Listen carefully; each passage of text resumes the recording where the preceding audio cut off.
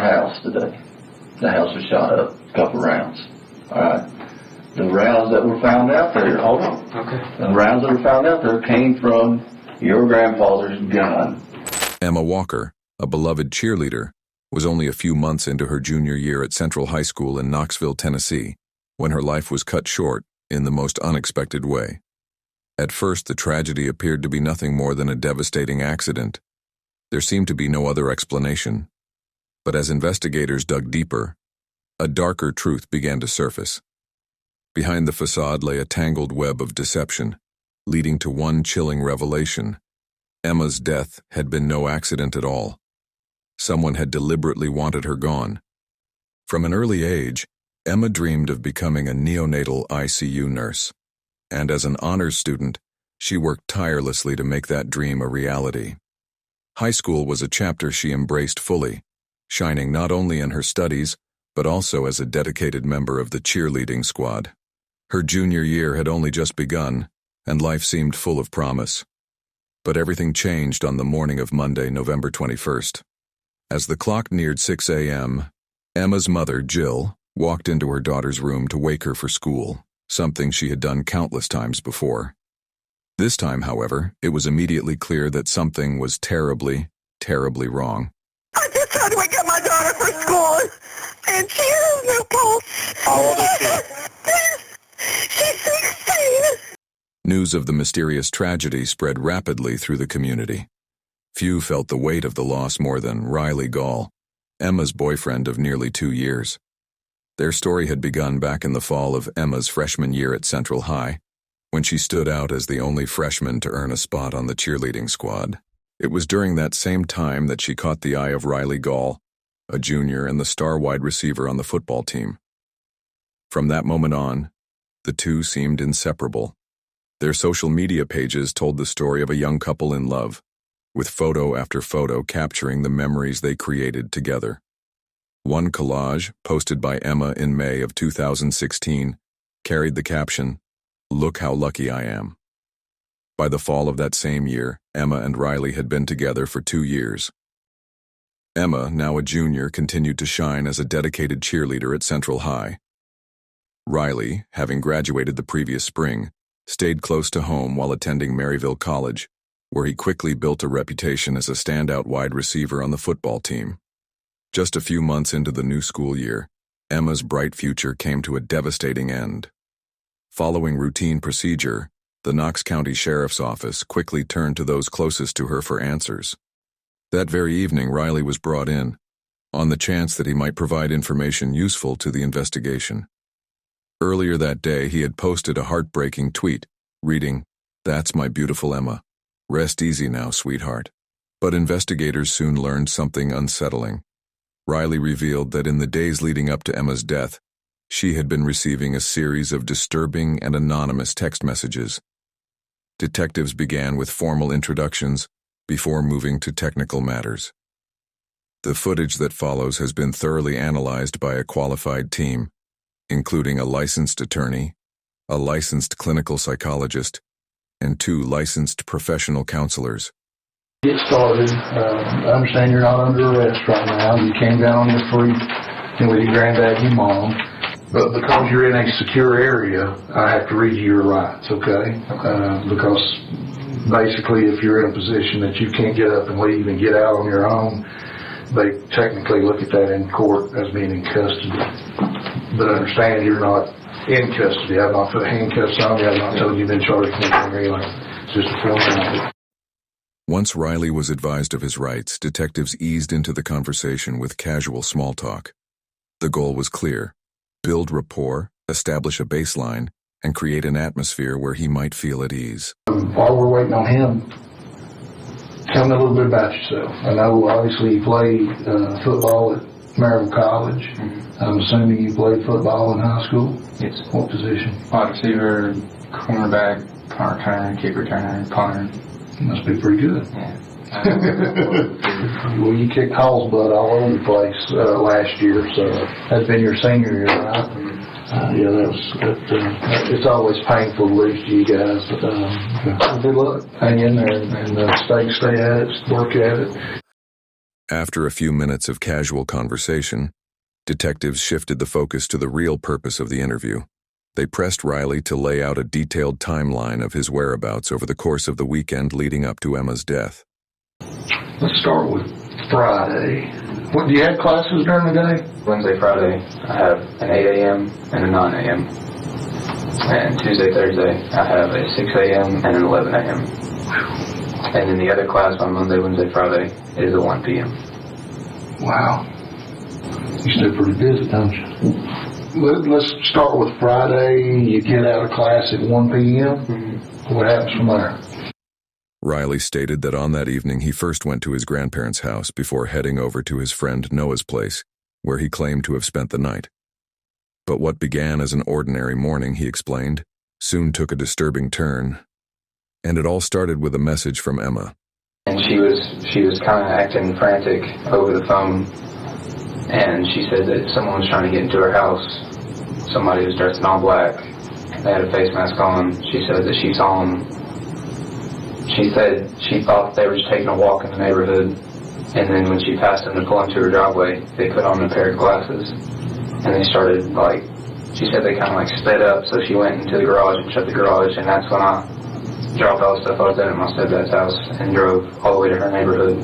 Did you say she texted you that information? She texted me she was asking if it was me at first, and I told her, no, what's going on, and that's when she FaceTime called me. She was crying and freaking out, so I said, okay, give me a minute, I'll come down there and check it out.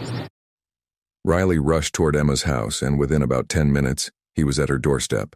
I went to her backyard, made sure, nobody was back there, checked under the porch and everything, looked up and down the street. By the time Riley arrived, the intruder had already vanished. Yet, a nearby home surveillance camera managed to capture a brief glimpse of a man walking down the street.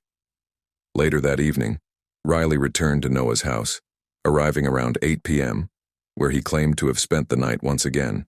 Time do you leave and where do you go Sunday morning? I don't know what time I woke up, but when I woke up, I went back to my grandparents and then went back over to Noah's house. And I got back to campus around 11:30, 11:45. As many college freshmen often do, he put off his homework until the late hours, finally sitting down to it around midnight on Monday morning.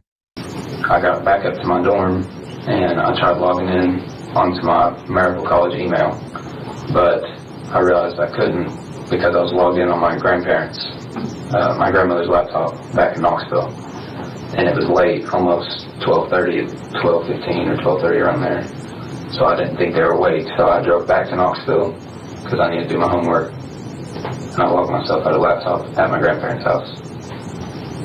My grandfather was awake though. He saw me log out of the laptop, and from there I left. What stood out was Riley's insistence on pointing out that his grandfather had watched him log off the laptop, almost as if he anticipated that detectives might doubt his reason for returning home. In an interrogation setting, when a person becomes defensive before any direct accusation is made, it can raise red flags for investigators, often signaling the possibility of deception. I ended up not doing any of my homework. Instead, I got back to campus around 1 a.m. and just sat in my car for about 2.5 hours, and just wept. 4:30, I fell asleep.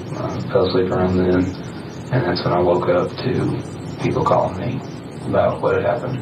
Well, first he had texted me, and he was like, hey man, I'm sorry about what happened. So I was like, what are you talking about? And he called me after that, and he said, did you not hear what happened? I said, no, what are you talking about?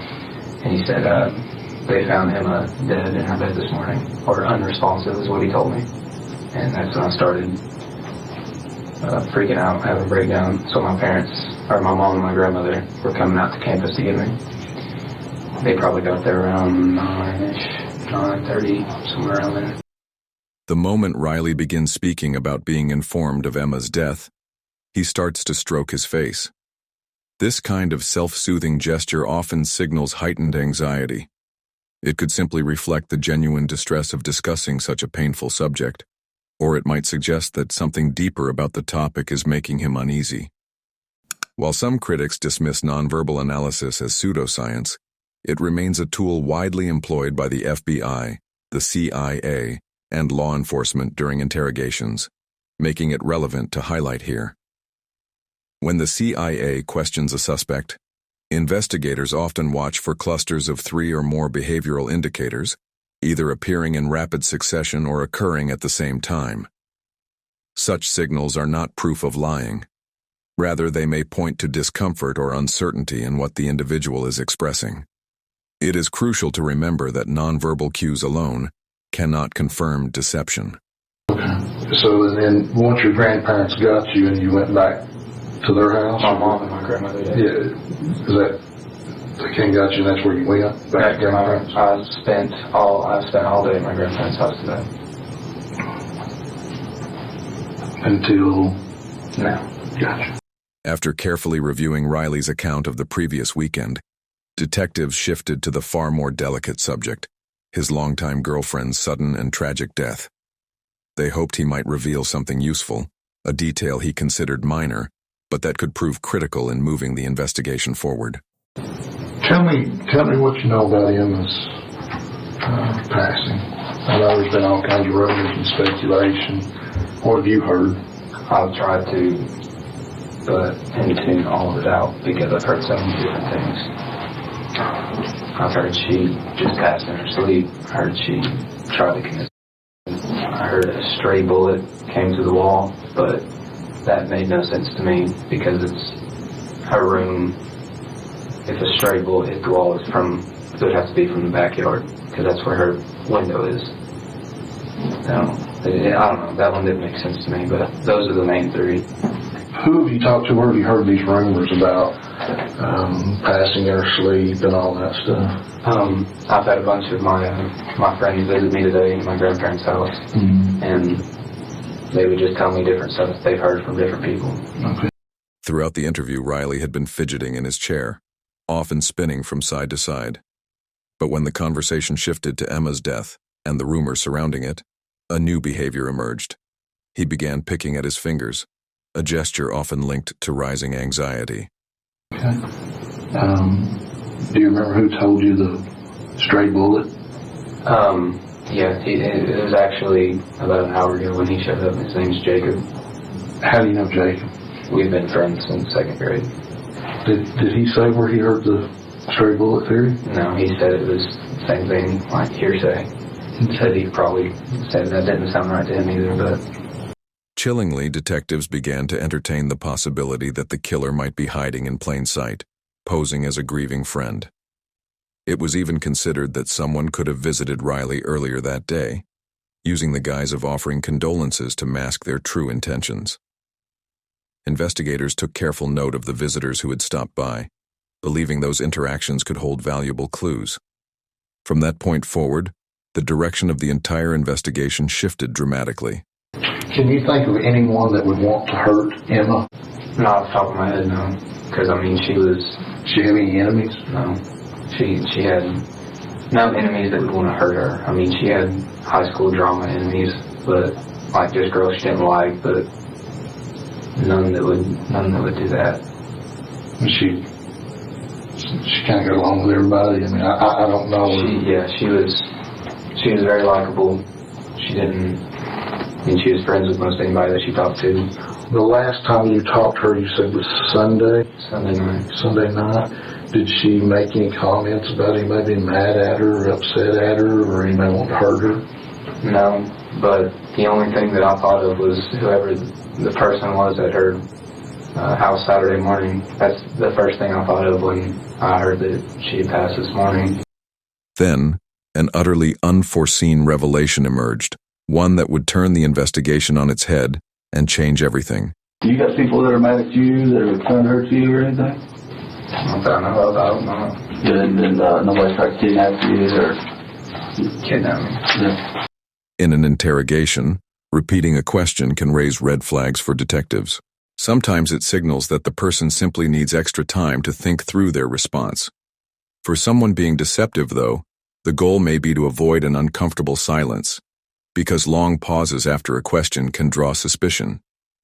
By echoing the question, they buy themselves a few seconds to decide exactly what to say. I didn't want to. I'm sorry, I just didn't want to talk about it because it was traumatizing. I didn't know what to make of it. And that's pretty important for us to probably know. I mean, somebody trying to kidnap you. But I don't know, like, I don't know anything about it. Take note of Riley's weak movement in this moment, a half-hearted shrug with his hands barely lifting. Throughout the interview, his use of illustrative gestures has been minimal. While there is no footage of his usual behavior for comparison, such restrained nonverbals are generally considered unusual. Gestures often serve to emphasize and reinforce speech. In contrast, when those natural movements are noticeably restricted, it is often viewed as a potential indicator of deception. When did this alleged kidnapping take place? Friday. This past Friday? Mm-hmm. When did that happen? Sometime night. I just don't know. I don't remember much about it. I just remember two guys. Literally, I was Friday night before I got to Noah's. Went up to my stepdad's house, and I pulled in the driveway, and this van pulled over across in the semicircle, and these two guys were like walking across the street. I didn't think anything of it because they weren't like in a rush. Mm-hmm. And I turned around, I'm about to get in my car, and next thing I know, one of them grabs my back, and the other one's around the corner, and they just like put their hands over my face and just took me to their van or whatever. At last, Riley begins to display more noticeable nonverbal cues. He places his palms upward, a gesture typically associated with seeking trust or trying to appear convincing. But the movement doesn't align with his words. Instead, his hands remain suspended for an extended moment, unaccompanied by speech. I don't remember much. They just had me, I couldn't see anything. They had something over my eyes. I haven't told my mom or anybody about this. Oh, really? No. Why not? Terrified. So, I mean, you ain't got any money? No. You ain't gambling days? You gamble? No. So these guys just randomly picked you out for no reason? I guess. Riley's account begins to sound questionable, particularly because he struggles to explain why so many details escape his memory. Notably, he avoids sharing how he actually felt during the incident, mentioning only that he was terrified, a statement he uses to justify not telling his mother about it. In most cases, when someone recounts a traumatic experience such as a kidnapping, they naturally describe the emotions they went through in the moment. Emotions are often deeply connected to the memory of a traumatic event. When those emotional details are missing from a story, it can raise suspicion and signal the possibility of deception. The question then becomes, what might Riley be leaving unsaid? That very night, Emma attended a gathering at a friend's house after the football game. It was around 11:30 p.m.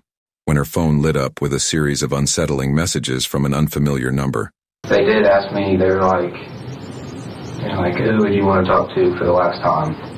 And so I started freaking out, and I said, Emma. The messages ordered Emma to step outside.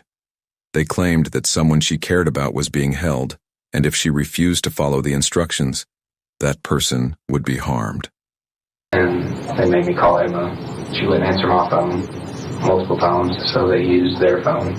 And I was just crying and screaming. She thought it was a joke. She thought I was playing a prank on her.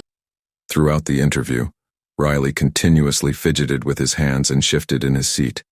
Such restless behavior is often seen as an attempt to release nervous energy, something officers may interpret as a possible sign he is concealing the truth. Interestingly, Emma initially believed the alarming messages were nothing more than a prank, suggesting that Riley may have acted in ways before that caused her to question his sincerity. When Emma stepped outside with a friend by her side, they made a startling discovery: Riley lying face down in a nearby ditch. According to the friend, he appeared dazed and disoriented. I woke up where Emma was. Where was that? In her friend's yard. It's right off Tassel Pike. I literally remember my head ached for the rest of the night when I got back to Noah's after that. Did you tell no one knew about it? Yeah. They thought I was messing with them. That's why haven't talked to anyone about it because no one would take me seriously. One striking detail is that Riley never once asked what had actually happened to Emma. Ordinarily, most people would seek answers at some point. If not immediately, then at least during the course of the interview. To sit through the entire exchange without requesting any information at all can be perceived as highly unusual and likely raised concerns for detectives. With the necessary details gathered for the moment, the interview with Riley came to a close. I do want to thank you for coming in and talking to us, Riley. I do appreciate that. Investigators quickly determined that Emma's death was not the result of suicide, but of something far more sinister. Although this information had not yet been released to the public, detectives already knew the truth. Emma had been killed by a single gunshot, the bullet piercing the wall of her home before striking her in the head. Around this time, several of Emma's friends came forward with chilling suspicions. They believed they knew who the killer was, and they were willing to help investigators prove it. In fact, the teens believed they might be able to secure the very weapon used to kill Emma, if the rumors of a gunshot wound were true. What made the situation even more unsettling was that their prime suspect was not a stranger, but a close friend within their own circle. Adding to their suspicion, one of the teens recalled a troubling coincidence. The friend in question had recently come into possession of a firearm. He had even gone so far as to show the weapon to one of them. With the friend stepping forward, the disturbing possibility that Emma's killer was hiding within their own circle became far more credible. Despite being warned of the risks, the teens agreed to move forward with a daring sting operation on November 22nd, just one day after Emma's death. A plan was put into motion, and the friends were wired with recording devices and fitted with a hidden camera. I'll do that. Dude, all of you. There's nobody else I'd rather be going into this shit with. Nobody else I could go into this shit with. Oh shit, man. This is insane. Just go do your thing, guys. All right. Hey, everyday life, man. Everyday life. Go do your thing. Let's go play some Modern Warfare. There you go. This is just another day, man. Yeah, look at that fog. Is that light still on? I'm gonna shut it. Yeah. Yep. Okay. Guys, do your thing. Thank you. Thanks, guys. After a brief rundown from detectives, the risky mission, led by two determined teens, was set into motion. They returned to one of their homes, anxiously preparing for the suspect's arrival. So, dude. Okay, that's a bit. Me and the way back in the crib. Yeah, that's fine. Okay, yeah, I'll walk out there. Alright, I'll see you. Why did he say that? Why did he say he just wanted to talk to me? Holy f***, why does he want me to talk to him? I don't know, man. I don't know. All I can think about is that he would trust you more than me. Which, I mean, yeah, because I've just been bullshitting him harder. Mm-hmm. Alright, FYI, guys, my roommate is not home. He's going to be at work till about like 1 or 2 a.m. tonight. One of the teens relayed an update to law enforcement, who were listening closely. The suspect was only minutes away. A hidden camera was positioned in place just before he walked in with a friend, and the two settled onto the couch. According to what was overheard, they had exchanged a few words outside, and now the suspect was asking his friends to join him on a mysterious errand. Before the conversation shifts to the so-called errand, the group begins speculating about how Emma might have died. With so little information released publicly, all they truly have are fragments of rumor. At least, that's the case for two of them. The third, however, seems to know far more than he should. They would have automatically ruled out any kind of, or I mean, not ruled it out, but like, if she would have got shot through the wall, you don't just get shot and die instantly unless you get hit in the throat or in the head. Yeah.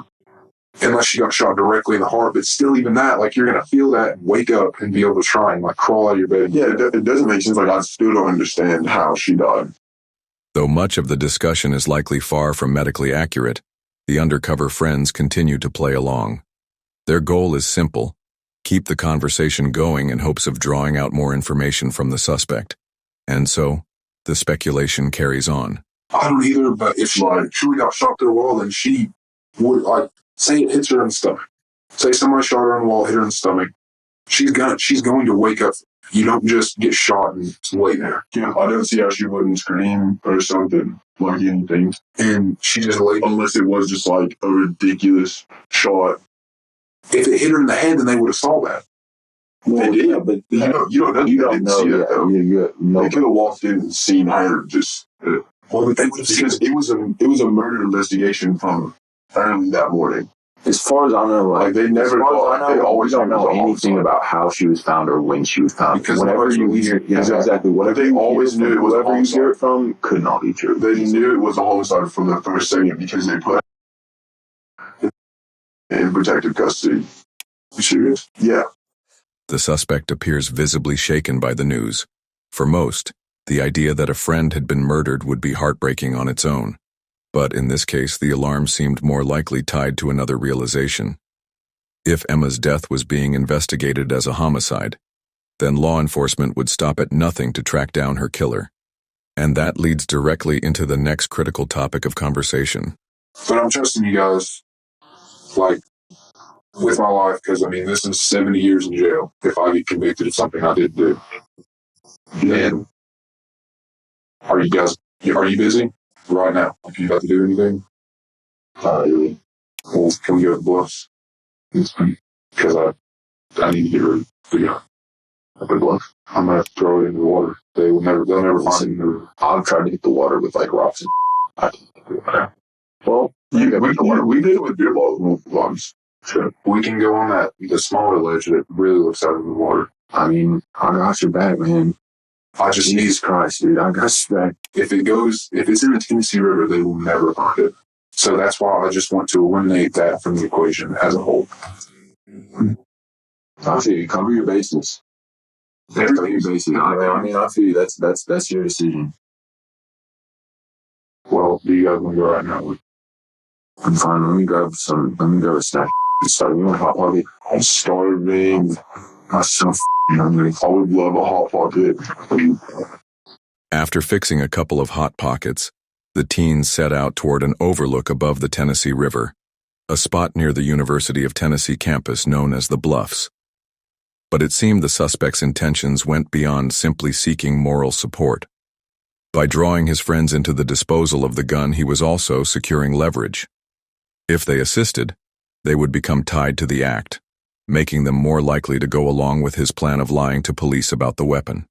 Their own fear of legal consequences for helping hide potential evidence would pressure them to protect him, whether they wanted to or not. Turn left on the side of the street. I'm gonna try to jump the fence, my wife, and snatch it. Is that show you?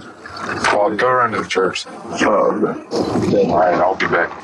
If you're not back in 2 minutes, we'll come after you. In under 4 tense minutes, the suspect reappeared and climbed back into the vehicle. I just want to throw it and be done. Oh God, I can feel it. Like I just don't have attention. I think there's gloves up here too, so I can put those on. Well, I'm saying like the glove. I think there's gloves. So I think we can use them. Then I'll just put the gloves on and take it out. I'll fucking call. I'll carry it up, put the gloves on, we'll get to the top, we'll throw in the bullets individually, we'll throw in the clip, we'll throw in the gun. The suspect's constant insistence on discarding the gun suggests he believes that once the weapon is gone, so too will be any evidence linking him to the crime. Before reaching their destination, the group makes one final stop for gas and fast food. Sitting in the front passenger seat, the suspect shows no sign that Emma's death has diminished his appetite. Roughly 15 minutes later, they pull up to the Bluffs, and the chilling moment of truth is just ahead. Dude, let me see this thing. I don't know if you should touch it. Unless you have clothes on, I just don't. I mean, they don't have my fingerprints in any database. That's kind of good, bro. You got arrested. Yeah, but they didn't print me. Oh my God. What? This is a real gun. The weight of the moment must have been staggering as they came face to face with the very weapon believed to have ended Emma's life. But then, without warning, the teens were jolted by the realization that they were no longer alone. What the f***? What the f***? Oh my God, man. What the f***? What the f***? Everybody put your hands out of the vehicle now! Oh, damn it, dude. Yep. Hold what you got. Leave your hands out of the vehicle. In a matter of seconds, the suspect would be ordered out of the vehicle, and everyone present knew he still held the weapon believed to have taken Emma's life. If he realized that his friends had betrayed him and felt he had nothing left to lose, there was a terrifying possibility he might turn on them in a final act of revenge. Front passenger, can you hear me? Yes. Right hand, open the door from the outside. Open the door all the way. Exit the vehicle, keep your hands up. Hands up. Fortunately, the suspect was taken into custody without resistance, bringing the tense operation to a safe conclusion. Rear passenger, do not move. Do you understand me? Yes. Do you understand? Yes. Do not move your hands. Get up. Out. You got gloves? More gloves? Right there. Right there. Move the bag back toward the seat. Yep. Okay. Hey, Merritt. Yep. Just pull that bag enough and just to see the serial number. Just to see the serial number. How good do you want to look at this? You want me to start and see her blood for a hold and see if we can take care of Noah on his, I'll call, goddamn right. The serial number quickly confirmed that the weapon matched one already on law enforcement's radar. It had originally been stored beneath the driver's seat of its owner's vehicle until November 18th, when he noticed it missing. And this is where everything began to unravel. On November 20th, James Walker reported his Glock 9mm pistol stolen. Although James and Emma's family shared the same last name, they were not related. But James did have a connection to someone else central to the case. His grandson was none other than Riley Gaul, Emma's grieving boyfriend. That's right, the suspect was revealed to be Riley all along. Along with the firearm, investigators recovered additional incriminating evidence, including the gloves previously mentioned and black clothing that tied him to the mysterious figure seen dressed in dark attire. But as shocking as this discovery was, the story went far deeper than it first appeared. What follows is a closer examination of the 2 years leading up to Emma's tragic death. A turbulent and volatile relationship that looked very different behind the scenes than it did in public. And it all began when a freshman cheerleader caught the attention of a star wide receiver. We dated on and off for about 2 years, until about 2 weeks ago is when she really cut it off. I had cut it off in the past before, she had cut it off before. Just kind of went back and forth. It would be months at a time, and then we'd have a small fallout, and then we'd get back together. It didn't take long before Emma's friends and family began noticing troubling signs in her relationship with Riley. Friends recalled his behavior as controlling, possessive, and unusually clingy. It seemed he wanted Emma entirely to himself.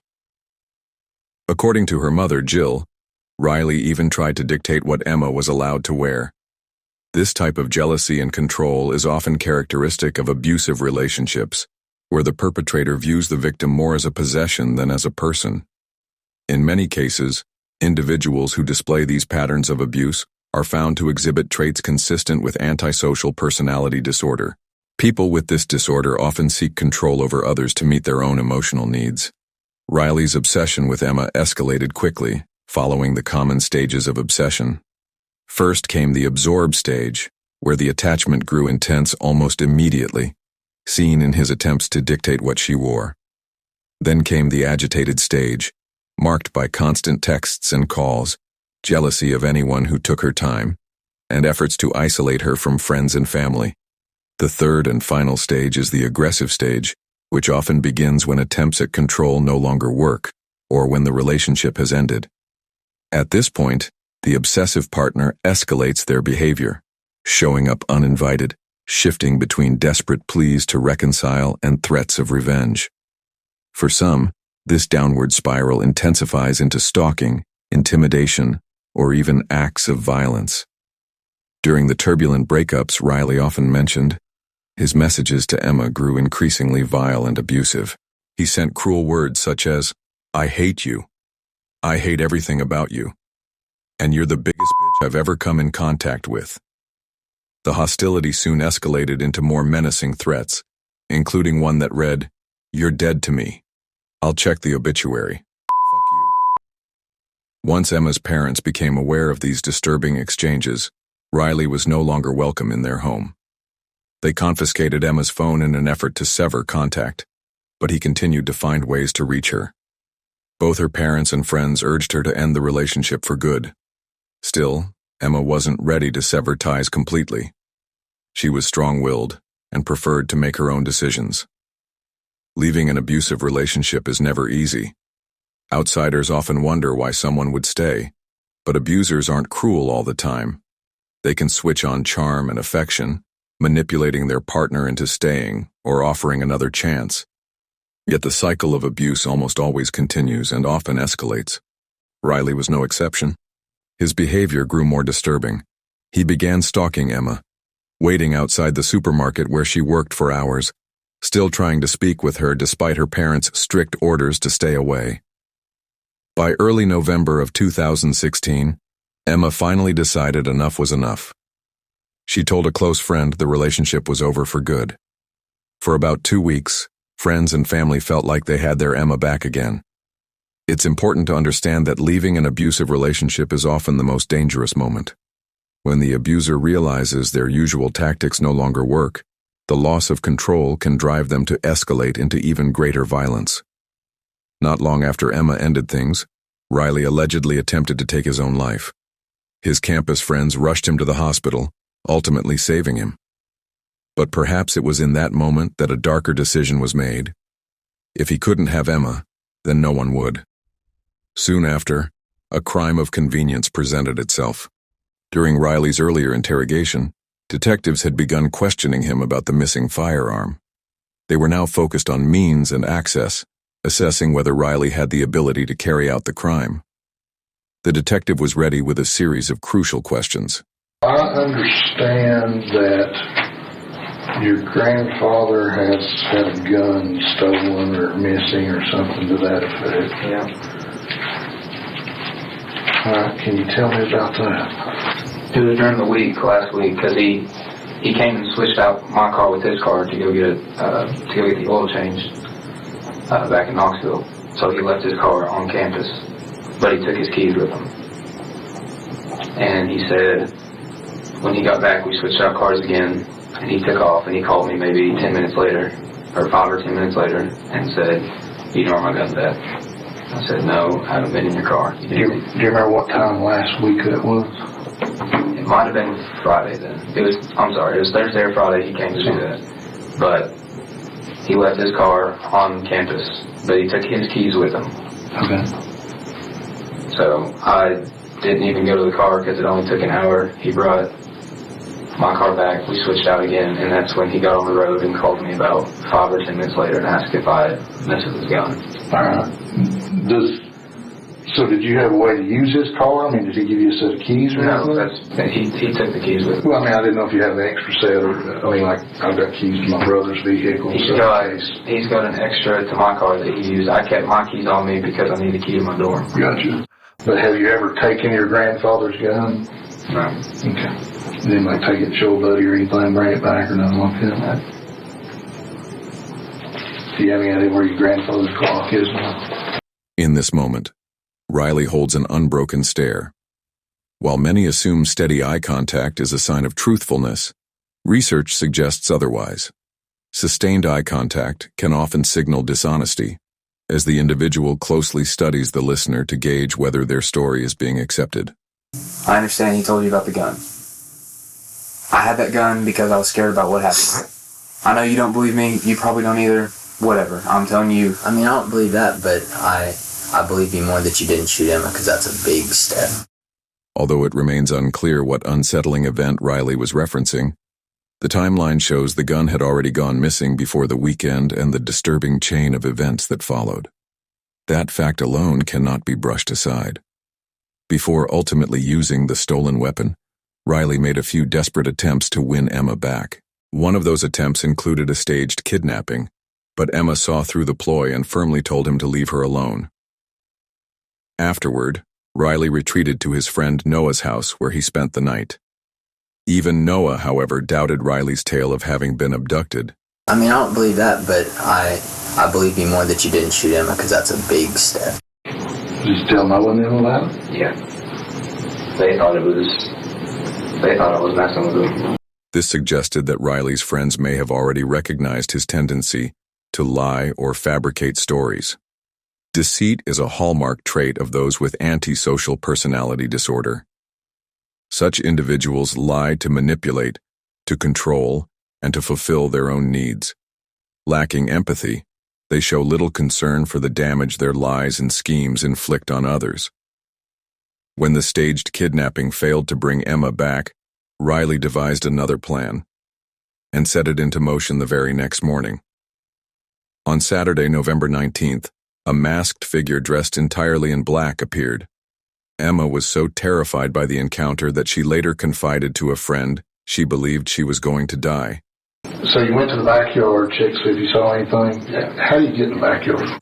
It was a critical question, especially since detectives already knew a shot had been fired into the house from the backyard. There's off to the right side of her house, there's a gate that has no lock. You can just open up the latches and move it. Detectives were working to establish Riley's familiarity with Emma's home and the surrounding yard, key details that pointed to his knowledge, opportunity, and ability to carry out the crime. His awareness of exactly where to fire in order to strike or intimidate Emma became a crucial piece of evidence.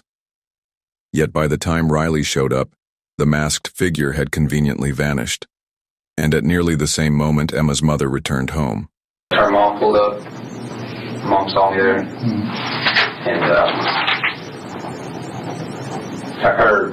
her parents aren't fond of me, so she just saw me and told me to leave. And I was coming up to the car. I was like, I'm not here to harass her. I was just here because she called for help. Here, Riley shows a more authentic display of nonverbal behavior. The gestures appear natural and spontaneous, aligning closely with his words. Parents didn't care for me at all. What is that? Because of the first time we broke up, I had cheated on her. And her parents never forgave me for that, even when she did. And they never let us have an actual relationship for the remainder of the time we were together. After that, that's when I went back over to Noah's house. Do you have your phone with you? I do not. Oh, man. I'd like to see that text message from him, just so I don't get it. I don't. After today, I deleted everything. Okay. Because I don't want any... I just don't want to think about it. In this instance, it seems likely the events unfolded just as he described. But beneath it all, there was a clear motive. This wasn't simply an effort to escape the painful memories of a love once lost. The driving force was far more deliberate, something cold and calculated. Riley's goal appeared to be concealing the truth, erasing his conversations with Emma, and removing any trace of where he had been the night she was killed. Or perhaps those messages never existed at all, and his claim of deleting them was merely a cover to explain their absence. Later, another of Emma's friends reported seeing Riley that very morning, wandering the neighborhood dressed entirely in black. After repeated failed attempts to pull Emma back under his control, Riley had reached a crossroads. Emma had drawn a firm line. She was finished with him for good. And now, Riley seemed left with only two choices.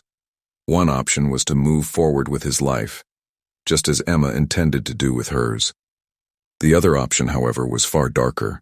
Within just 2 days, Riley's choice would reveal itself in a horrific act. He had already shared his version of how Sunday night unfolded, but what he told detectives left out critical truths. The most significant details of those early Monday morning hours were conveniently missing from his story. But you said Sunday night that you left Noah's around 11. Yeah.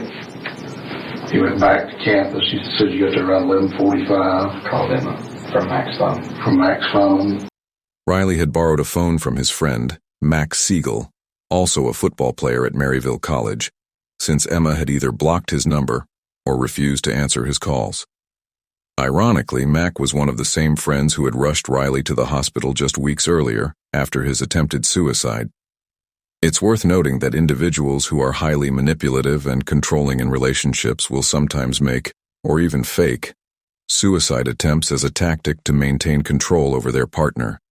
This marked the ultimate form of emotional manipulation. It was around this time that Riley claimed he needed to log out of his grandmother's computer in order to access his college email.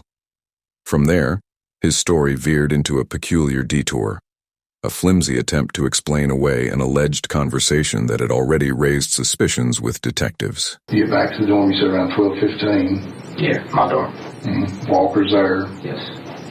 So, how do you have a conversation when you come in at 12:15 about how to get fingerprints on? No, it wasn't a conversation with him. I walked in there and I was about to get on my laptop, so I was in there for maybe 5 minutes and then realized that I had to go back to log myself out of my Maryville College email address. Mm-hmm. And he was like, hey, I have this rifle or whatever. He was like, do you know how to get smudges and stuff off like the barrel, the handle, the butt, all that? And I was like, what do you mean smudges? And he was like your fingerprints, like the oil and dirt and all that. And I was like, I don't know. Riley made a weak attempt to create an alternate version of events to disguise a conversation about wiping fingerprints from a firearm. Detectives, however, likely saw this as further proof that he possessed knowledge of his own guilt. Even while reeling from the failed phone call with Emma, he still found the presence of mind to continue researching the subject. When I called Noah upset about that, I told Noah on the phone, I said, when I asked him that question, he was like, it's a really sketchy question to ask. And I was like, I know, but you're the first person on the phone, so I figured I would just ask you. Detectives almost certainly recognized deception in Riley's far-fetched story. Yet for the moment, they chose to let it pass and pressed on with his account of that fateful Monday morning. And then you went back to your grandparents? Yes, to log out of their laptop. At this point, Riley slips his hands into his pockets, a self-soothing gesture often used to create a sense of comfort and security in the midst of rising stress. Got back to campus around 1 and you said you sat in the car and wept for 2 or 3 hours? Yeah, just cried. And why was that? I just kept, because I knew she wasn't going to come back, and I've always gotten her to come back in the past, and I was just, she blocked me on everything, so I couldn't send her anything. The only thing I could send her messages on was Twitter, and that's when I told you I sent that message around 1. Yeah, just doing that, sure. I just told her how much I loved her, and that I was sorry that she didn't want what we had anymore, and that I hoped that she was going to do great things in the future. Riley appears to be picking at his nails, a grooming gesture often linked to discomfort. On its own, this kind of behavior is not proof of deception, but it does suggest rising anxiety and a possible attempt to relieve stress, perhaps tied to dishonesty. And despite his repeated claims of loving Emma, his voice carries no genuine emotion, nor has he shown any curiosity about what truly happened to her. And I told her I was going to leave her alone after that. Yet, before walking away for good, Riley had one final act in mind.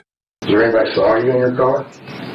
Not that I know of. I was looking at my phone all the time, looking at pictures of us. For 3 hours? 2.5 maybe. I just sat there and cried. I've done that before. The 3 hours Riley claimed to have spent sitting in his car served as a convenient cover for his whereabouts, exactly the window of time when Emma was killed in her room. Equally convenient was that no one could confirm his story, since he was supposedly alone. A roommate or acquaintance couldn't later be questioned about when he actually returned to the dorm. Riley, ever the manipulator, leaned once again on his familiar tactic, portraying himself as emotionally distressed. At that point, the lead detective deferred to his partner for further questioning, but Riley seemed to recognize the strategy and braced himself. They were playing the good cop, bad cop role. They legit, I didn't know cops actually did that shit, and they do. Because the one that was being decent was asking me all the questions, and then when he was done, he'd be like, do you have any questions? And then the guy would just be like, yeah, I was just wondering why you're a little foggy on who you're with, and you seem like you're kind of lying to it. And I was like, I'm not lying. But events did not play out the way Riley claimed they had. Emma worked at Eagles, did she not? Yes. Okay. Have you ever had any disturbance or anything with her at Eagles? disturbances. Have y'all ever gotten a fight in the parking lot or anything like that? Yeah, I don't remember what day, but it was a week, maybe a week and a half ago. I met her when she was going into work because she had done the same thing she'd been doing. She'd been blocking me, telling me that she was done, and I went there and I told her I was trying to just get her to reason with me. Then the bad cop stepped in, pressing Riley with a series of pointed questions.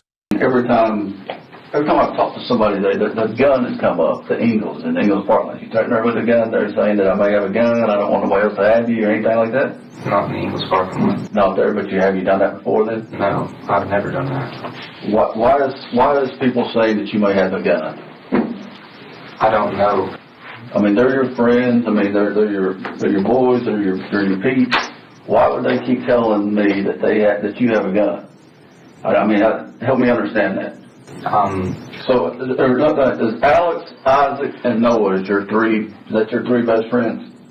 3 of them, yes. I mean, so you spent the weekend with Noah, correct? We're close. Okay. I mean, are they liars? Are they dishonest? Everybody's a liar. Are they honest? No, not necessarily. Everybody lies. I don't know why they would lie or why they got that common misconception that I have. Would one of them have it? The gun? Yeah. No. You don't think one of them have it? No. Would somebody in your circle have it? Nobody could get to it. My grandfather always kept it under his car or under the bed.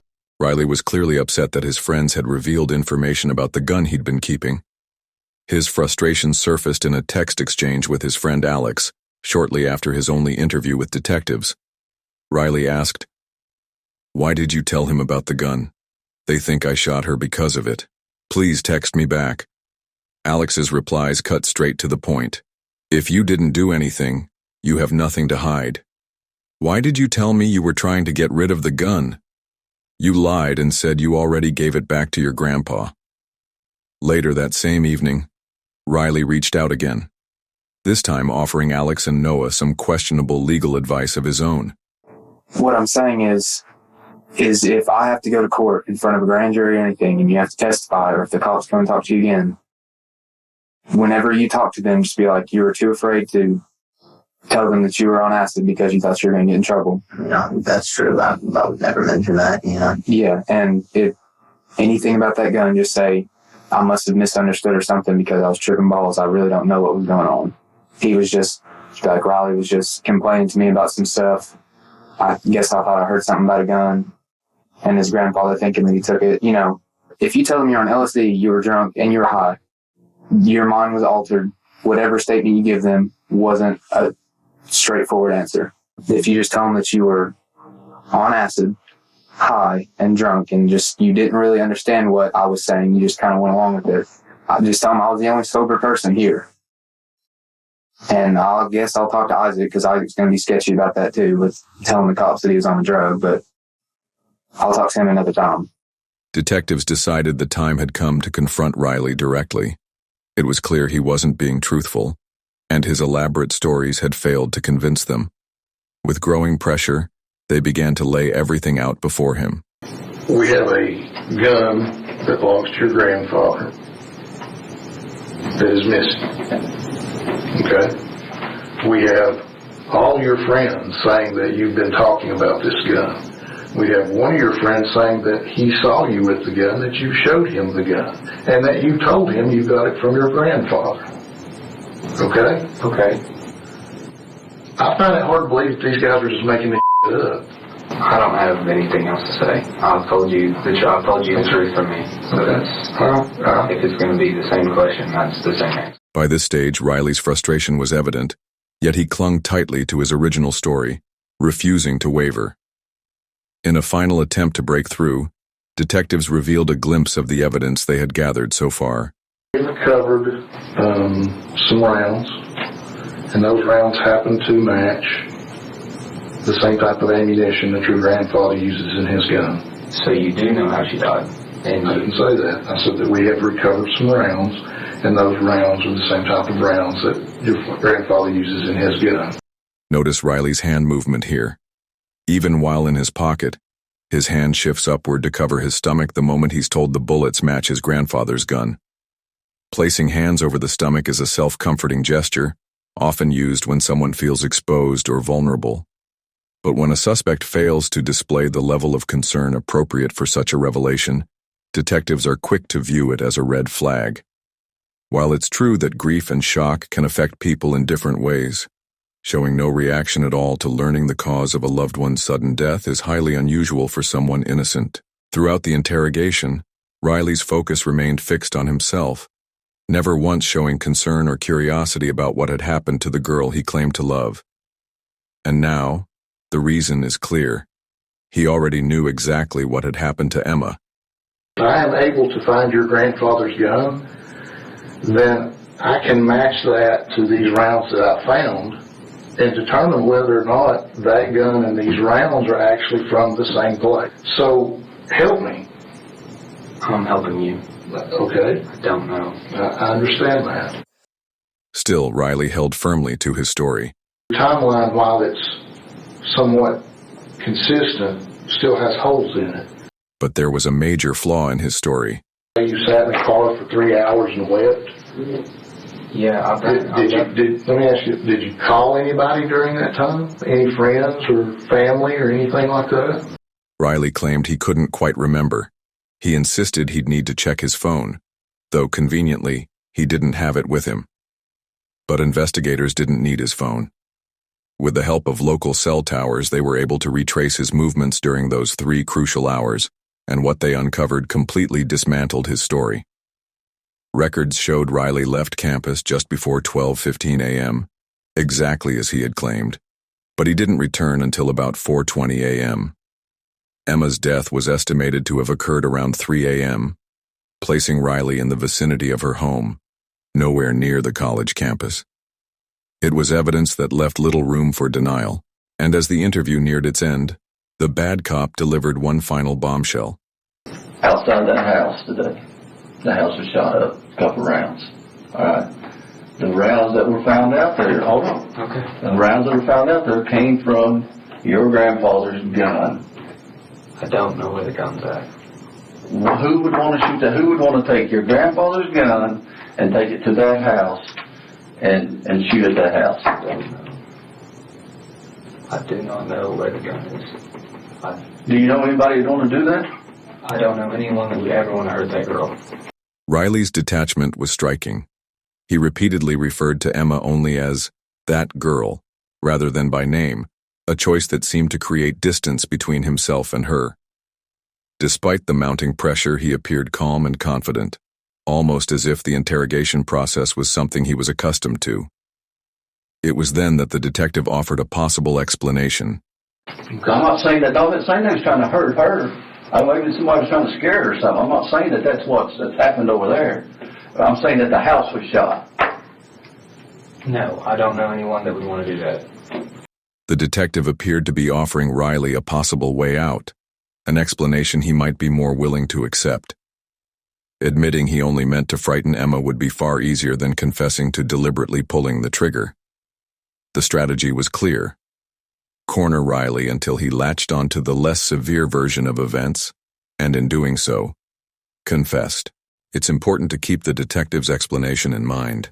Maybe somebody's trying to scare her or something. I'm not saying that that's what's happened over there. That explanation would resurface again soon.